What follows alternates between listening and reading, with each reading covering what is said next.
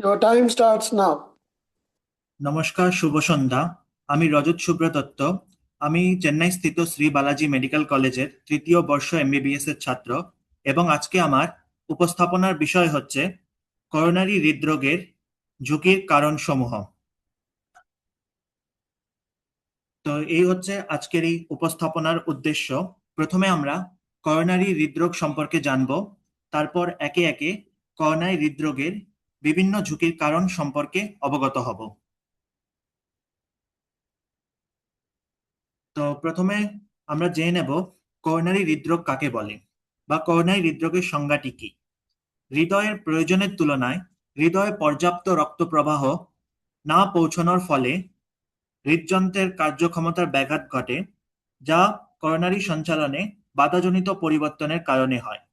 এবং করোনারি হৃদরোগ নিম্নলিখিতভাবে প্রকাশ পেতে পারে, যার মধ্যে রয়েছে পরিশ্রমজনিত অ্যানজাইনা পেক্টোরিস, মায়োকার্ডিয়াল ইনফার্কশন, হৃদস্পন্দনের অনিয়ম, কার্ডিয়াক ফেইলিয়ার ও আকস্মিক মৃত্যু।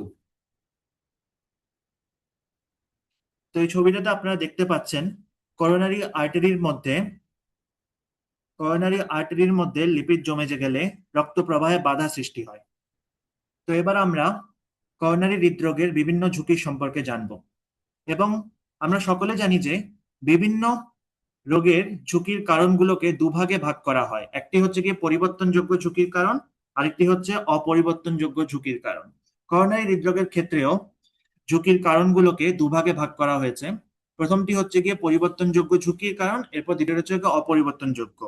এবং আমরা সকলেই জানি পরিবর্তনযোগ্য ঝুঁকির কারণ বা পরিবর্তনযোগ্য ঝুঁকির কারণ সেটা কাকে বলে। তো এই হচ্ছে পরিবর্তনযোগ্য ঝুঁকির কারণ, যার মধ্যে রয়েছে সিগারেট ধূমপান, উচ্চ রক্তচাপ, রক্তে কোলেস্টেরলের মাত্রা বৃদ্ধি, ডায়াবেটিস, স্থূলতা, অলস জীবনযাপন ও মানসিক চাপ। তার মধ্যে সিগারেট ধূমপান, উচ্চ রক্তচাপ ও রক্তে কোলেস্টেরলের মাত্রা বৃদ্ধি সব থেকে গুরুত্বপূর্ণ, এবং এই তিনটি কারণ সম্পর্কে আমরা পরবর্তী স্লাইডে জানবো।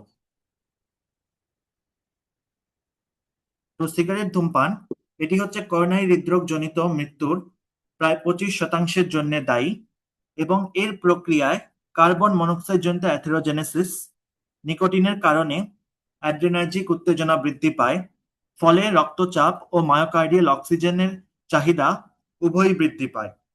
তারপর রয়েছে গিয়ে উচ্চ রক্তচাপ, যেটি অ্যাথেরোস্ক্লেরোটিক প্রক্রিয়াকে ত্বরান্বিত করে এবং ডায়াস্টোলিক রক্তচাপের উপর বেশি গুরুত্ব দেওয়া হয়, অর্থাৎ ডায়াস্টোলিক রক্তচাপ এর জেরে বৃদ্ধি পায়। তারপর রইল গিয়ে সিরাম কোলেস্ট্রল, যেটি প্রাপ্তবয়স্কদের ক্ষেত্রে যার মাত্রা 200 mg/dL বেশি হলে সেটি একটি ঝুঁকি হিসেবে বিবেচিত হয়। তো এই হচ্ছে গিয়ে পরিবর্তনযোগ্য ঝুঁকির কারণ। তারপর আমরা দেখব অপরিবর্তনযোগ্য ঝুঁকির কারণ। তো অপরিবর্তনযোগ্য ঝুঁকির কারণসমূহ, তার মধ্যে রয়েছে বয়স, লিঙ্গ, পারিবারিক ইতিহাস, জিনগত কারণ ও ব্যক্তিত্বের ধরন। তো এবার একে একে আমরা পরবর্তী স্লাইডগুলোতে বিস্তারিতভাবে এই অপরিবর্তনযোগ্য ঝুঁকির কারণসমূহ সম্পর্কে জানব। তো প্রথমেই আমরা দেখে নেব বয়স সম্পর্কে।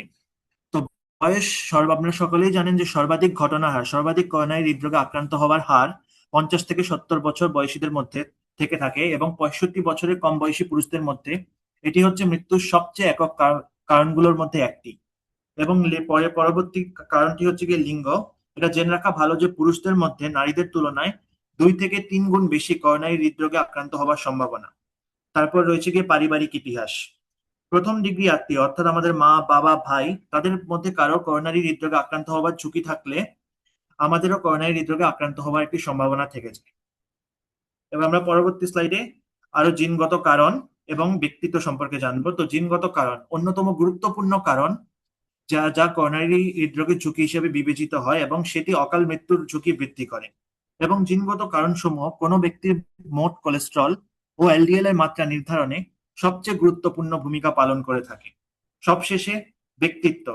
আমরা সকলেই জানি যে ব্যক্তিত্বকে দুভাগে ভাগ করা হয়, টাইপ এ ব্যক্তিত্ব এবং টাইপ বি ব্যক্তিত্ব। তার মধ্যে যে টাইপ এ ব্যক্তিত্ব, তাদের যে বৈশিষ্ট্য, যেমন প্রতিযোগিতামূলক মনোভাব, অস্থিরতা ও শত্রু ভাবাপন্নতা, এই সবকিছু করোনারি হৃদরোগের ঝুঁকি বৃদ্ধি করে। তো এই ছিল আমার আজকের মতো উপস্থাপনা। সবাইকে ধন্যবাদ, সবাই ভালো থাকবেন, শুভরাত্রি।